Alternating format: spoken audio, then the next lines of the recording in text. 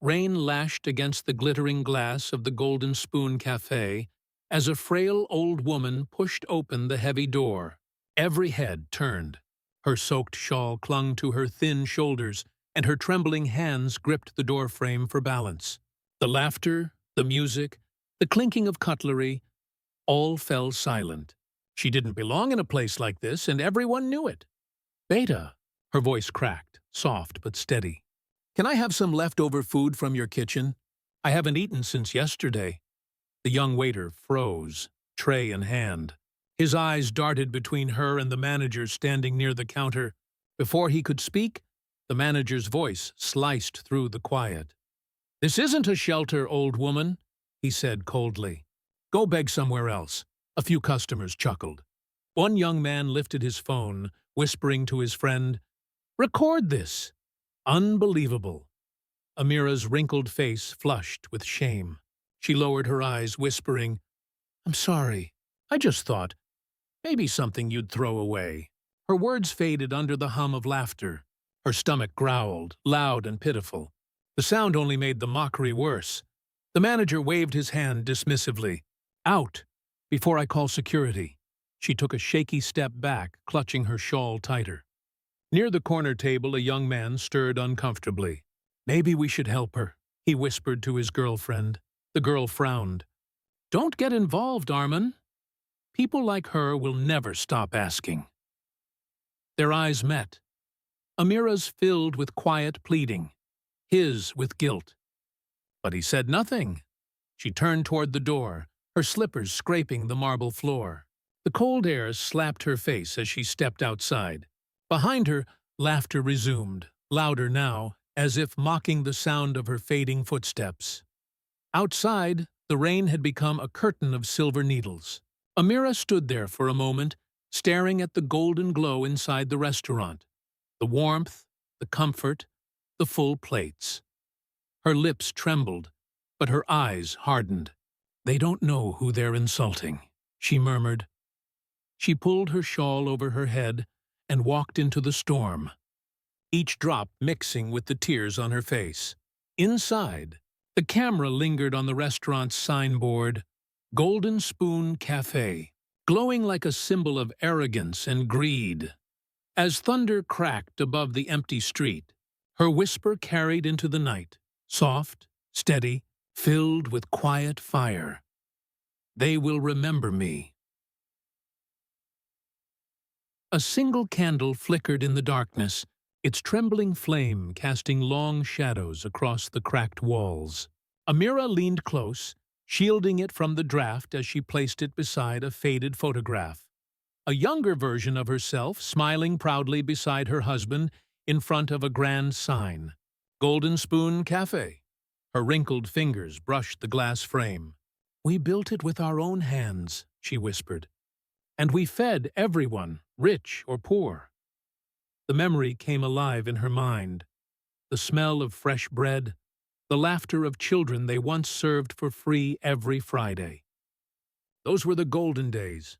But they had ended the moment her husband's heart stopped beating. After his death, her only son, Rafiq, took over. He promised to expand the business, to keep her comfortable. Instead, he sold everything. The restaurant, their house, her jewelry, and vanished with the money. He even sold her name. "I trusted you," she murmured bitterly, staring at the candle. "My own blood." Now she lived in a tiny, damp room at the edge of the city.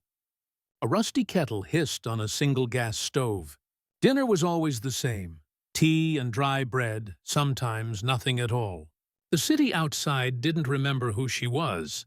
The Golden Spoon was now a luxury place where she wasn't even allowed to ask for leftovers. A soft knock interrupted her thoughts. When she opened the door, a little boy from next door stood there holding a bowl of rice. "Auntie Amira," he said shyly, "my mom said you can have this. It's warm." For the first time that night she smiled. "Tell your mother she's kind," she said, taking the bowl. Then, softly, almost to herself, "Someday, I'll cook a feast again. Not for money, but for hearts." After he left, Amira set the rice aside and reached under her old bed. A dusty metal box scraped against the floor as she pulled it out. Inside lay memories, her husband's watch, a letter from her son, and a stack of yellowed documents. Her eyes scanned one of the papers, a property agreement from years ago. The words made her heartbeat quicken. Ownership share, 25%. Mrs. Amira Qureshi. Her breath caught. That name, that restaurant. Golden Spoon Cafe. She blinked hard, disbelief giving way to a flicker of something stronger, something fierce. The candle flame wavered, as if it too had felt the shift in her. Amira straightened her back, holding the paper close to her chest. For the first time in years, her eyes didn't look tired. They burned with purpose. Under her breath, she said, "Maybe. It's time they remembered who built their golden spoon." Outside, thunder rolled again, as if the night itself had heard her vow. The next morning, the city was still waking when Amira stepped off the bus and walked toward a tall glass building that gleamed in the sunlight. Her hands trembled as she clutched a folder of old, yellowing papers to her chest. Inside, her heart pounded. Not from fear, but from a strange new energy she hadn't felt in years.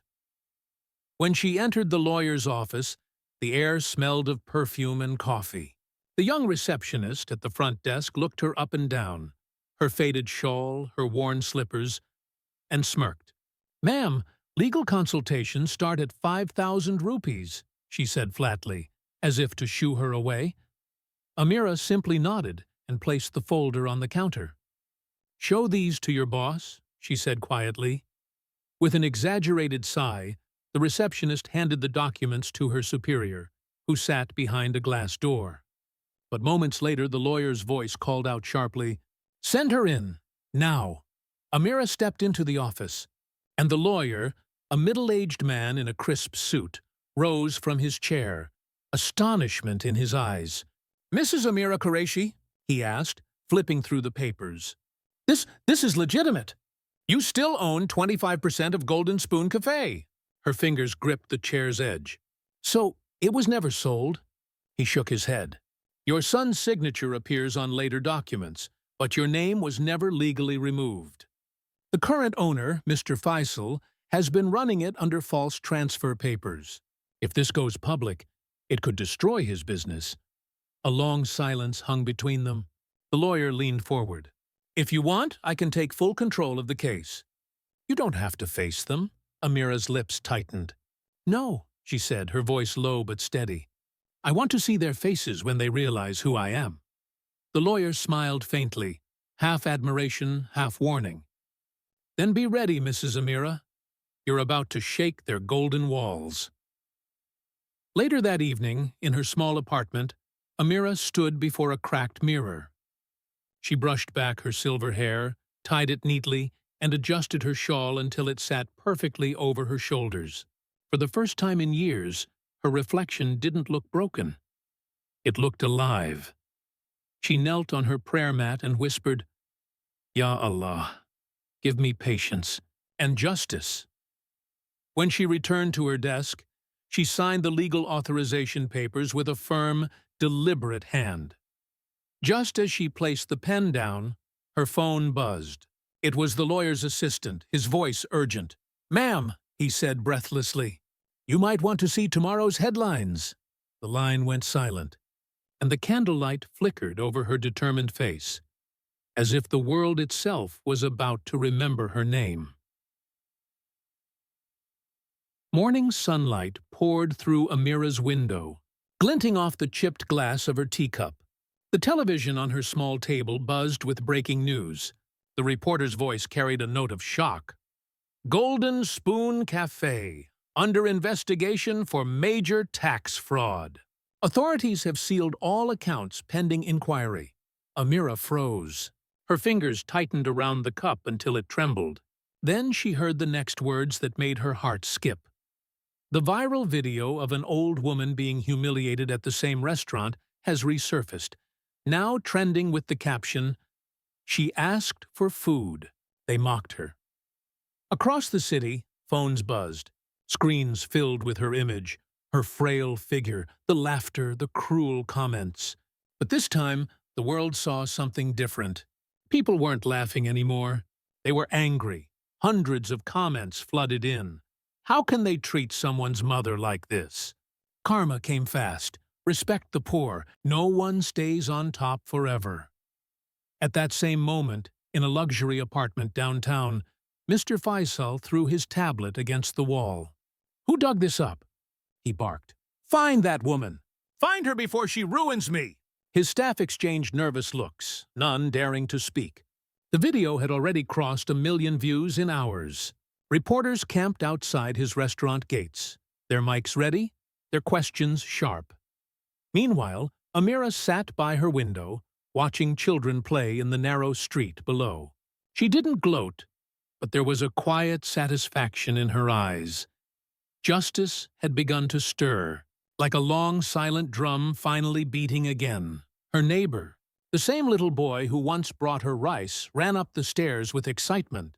"Auntie, you're on TV! Everyone's saying you're brave!" Amira smiled faintly, brushing his hair. "I'm not brave, Beta. I was just hungry." That night, her lawyer called. "Amira G, the case is gaining attention. It may take weeks, maybe months, but public pressure is powerful. You've got the city behind you." She listened silently, eyes fixed on the candle's flame. "Then let the truth take its time," she said softly. It waited long enough. Across town, in the darkened office of Golden Spoon Cafe, Faisal slammed his fist on his desk. "Do you think some beggar can destroy me?" he growled at his accountant. "Sir," the man whispered, voice shaking, "the authorities are here. They're sealing the restaurant."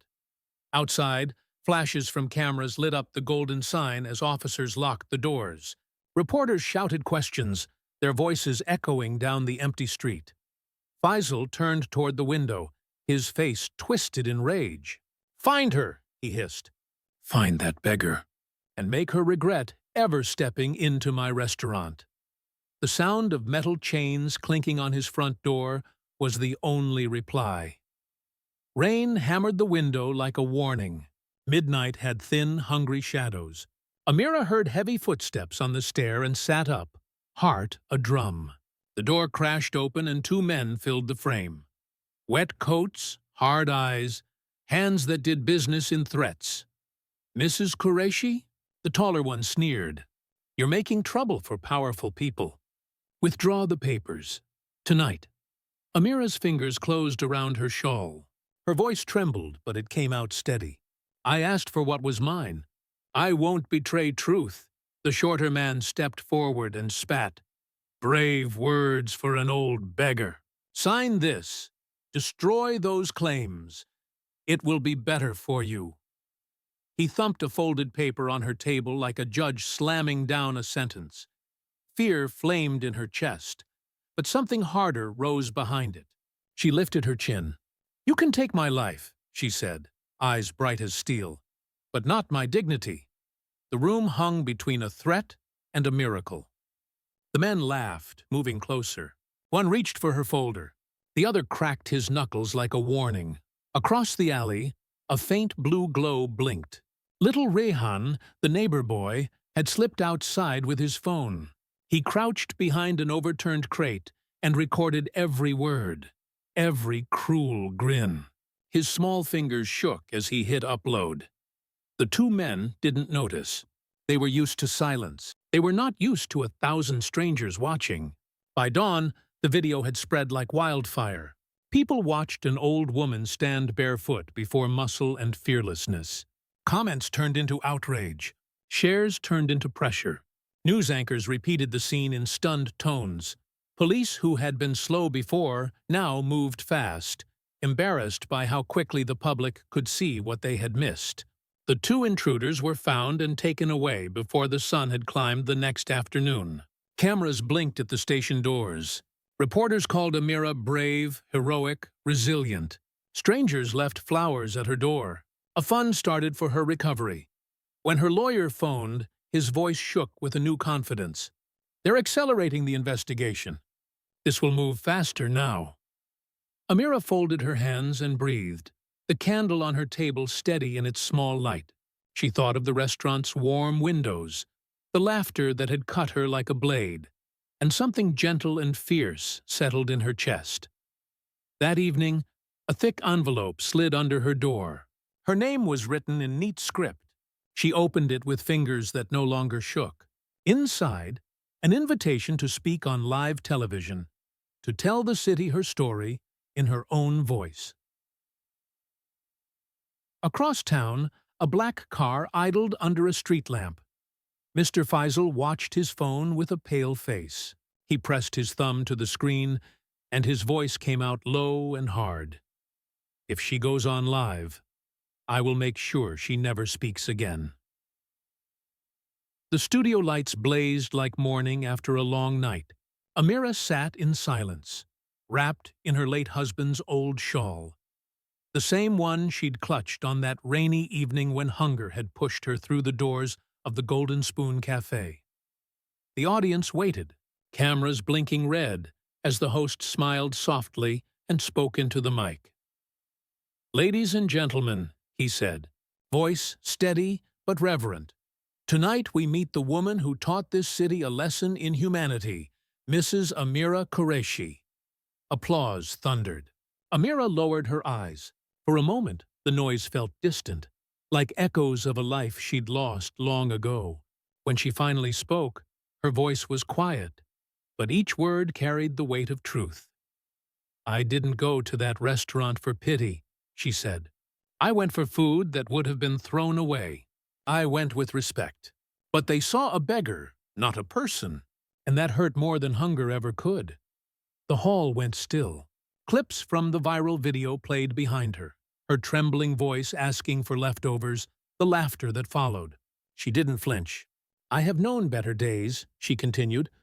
"My husband and I once owned that very place. We fed the poor every Friday, believing dignity belonged to everyone. But life can turn. I lost him. I lost my home. And then I lost my name." The camera cut to the audience, some in tears, others holding their breath.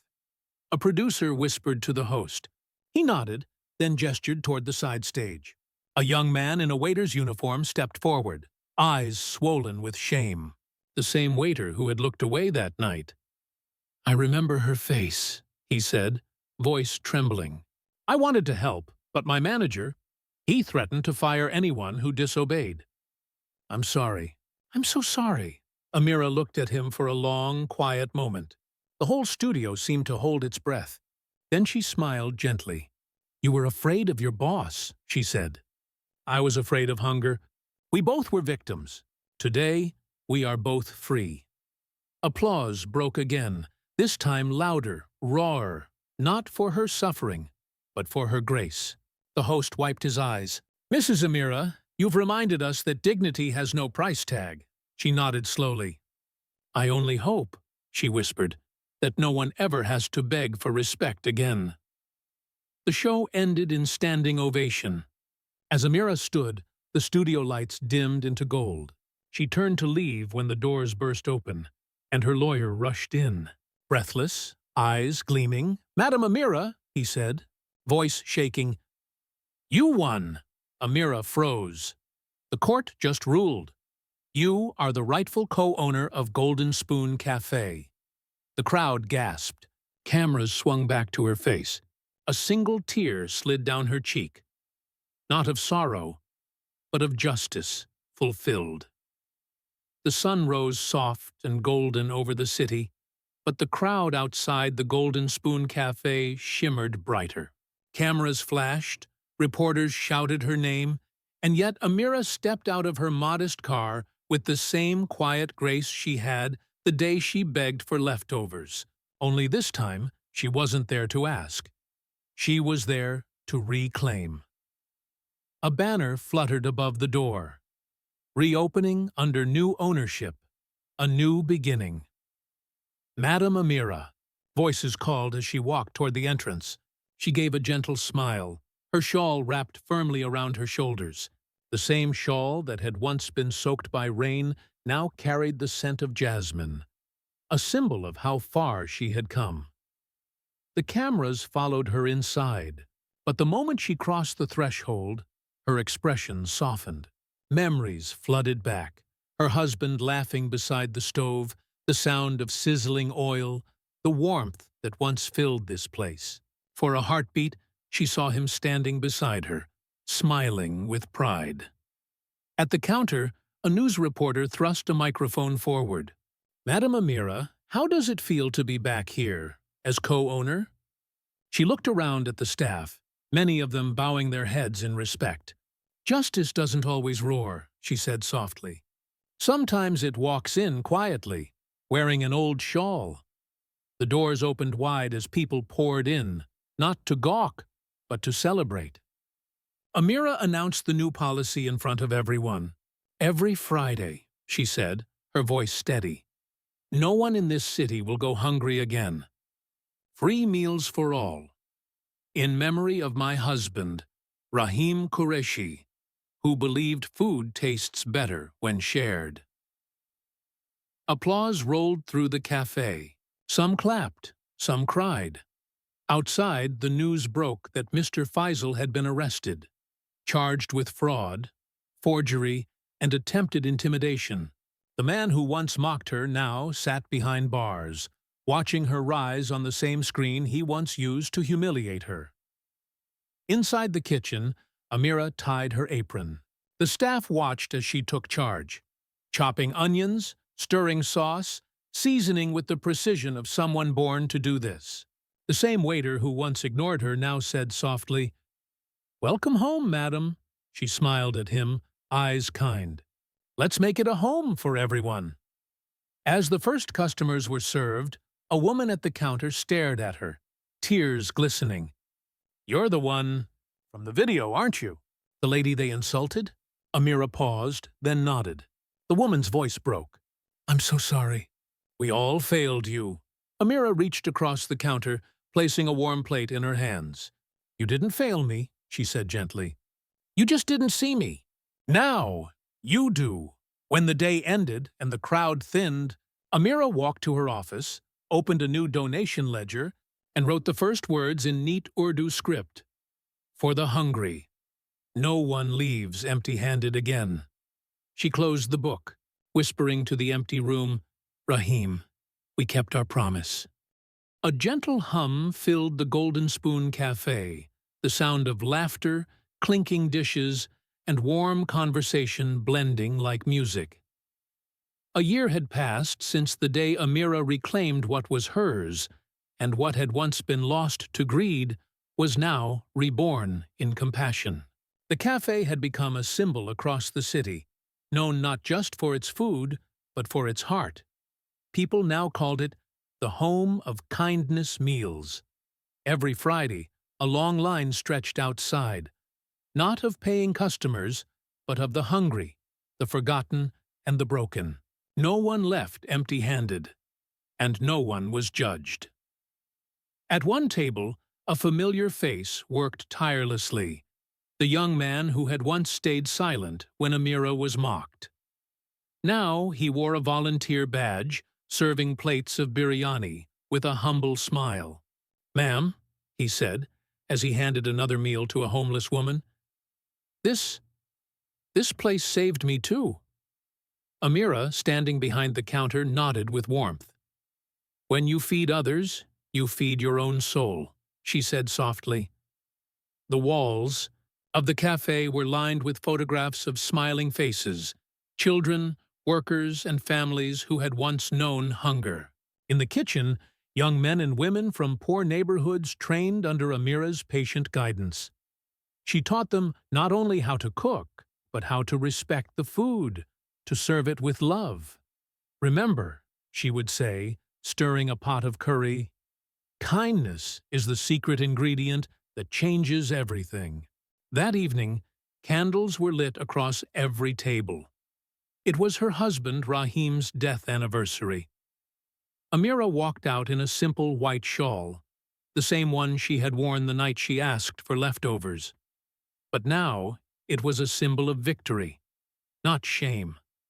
She personally served each plate to the homeless gathered outside. Old men blessed her, children grinned with mouths full, and a few wept openly, unable to believe someone cared. As she handed the last plate to a little boy who looked up and whispered, "Thank you, Auntie," her eyes glistened. She turned toward a framed photograph of Rahim hanging near the counter, the man who had started it all. Standing before it, she whispered, "We lost everything once, Rahim, but gained something far greater." The room glowed with candlelight, laughter, and gratitude, and as she watched the boy devour his meal, a peaceful smile touched her lips, the circle of pain and redemption finally complete. Amira had been hungry once, not just for food, but for dignity, for kindness, for justice.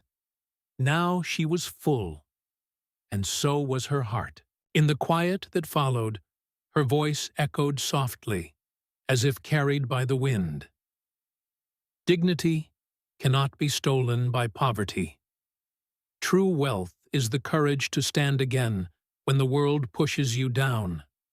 If this story touched you, share it. Because somewhere, someone still needs to remember that justice has no age.